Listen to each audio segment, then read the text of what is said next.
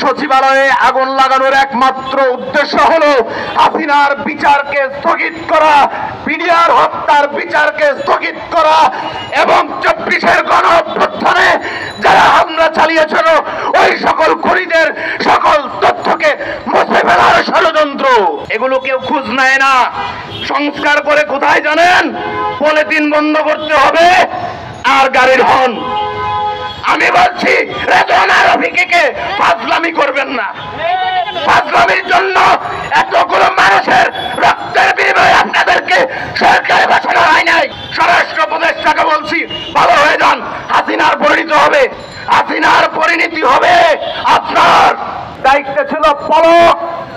আজকে যদি সেগুলো তথ্য পুরে ছাই করে দেওয়া হয়, সম্ভব হয়, তাহলে তাদের বিচার করা সম্ভব হবে না। আজকে কি বড় বড় নেতারা এখানে আগুন লাগাইছে? লাগায় নাই তো। যদি বড় বড় নেতারা আগুন লাগাইতো, কেচি গেটের মধ্যে তালা থাকে একটা, সেইখানে দুইটা কিভাবে আসলো?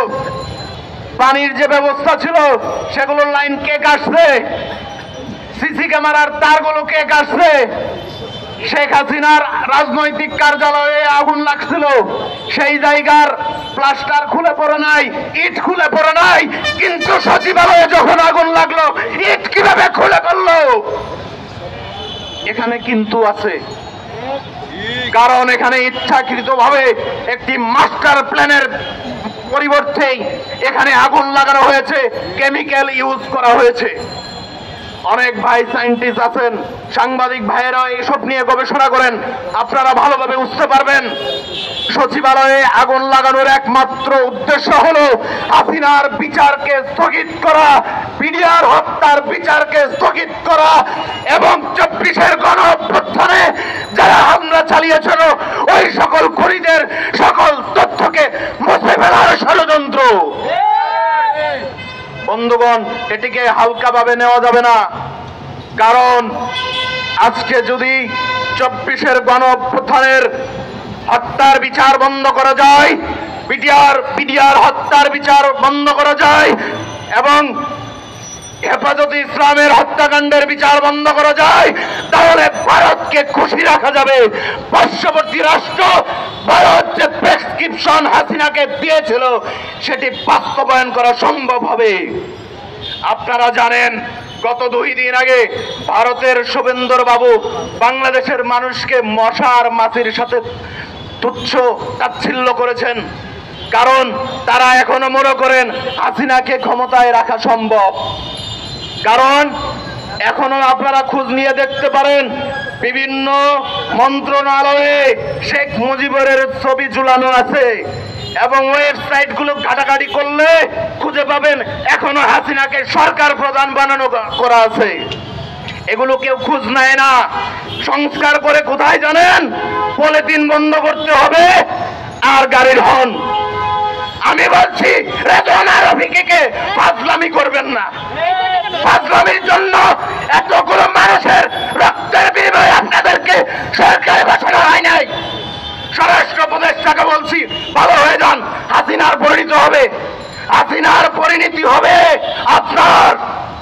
সুষ্ঠুভাবে যদি দেশ পরিচালনা না করতে পারেন আমাকে দিয়ে দেন, আমি চালাবো। যদি না পারেন আমাকে দেন, স্বরাষ্ট্র মন্ত্রণালয় চালানোর মতো যোগ্যতা রাখি। গোয়েন্দা সংস্থাগুলো কাজ করছে না, এরা এক একটা অপদার্থের মতো হয়ে গেছে। আমরা যখন প্রোগ্রাম করতে আসি 40টা 50টা কল আসে, ভাই এগুলো করবেন না।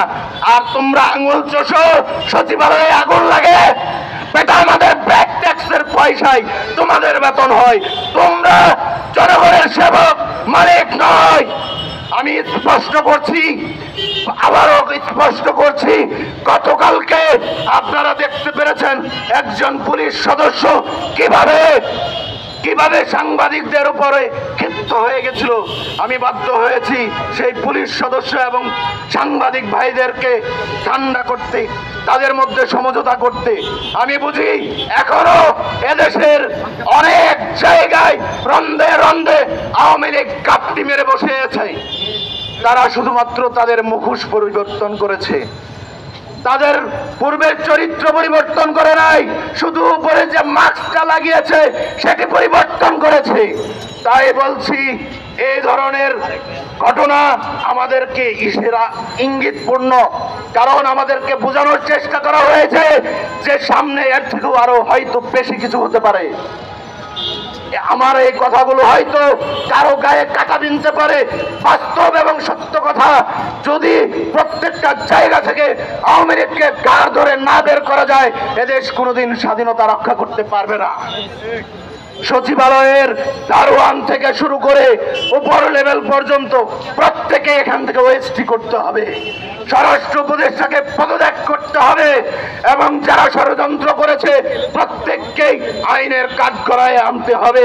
এবং আইন উপদেষ্টা আসিফ নজরুল সাহেবকে বলছি, আপনি যদি আইন প্রয়োগ না করতে পারেন ছেড়ে দিলেই হয়। আইন প্রয়োগ করতে হবে। আইন প্রয়োগ করার জন্য আপনাকে বসানো হয়েছে, অন্য কোনো কারণে আপনাকে বসানো হয় নাই। ধন্যবাদ।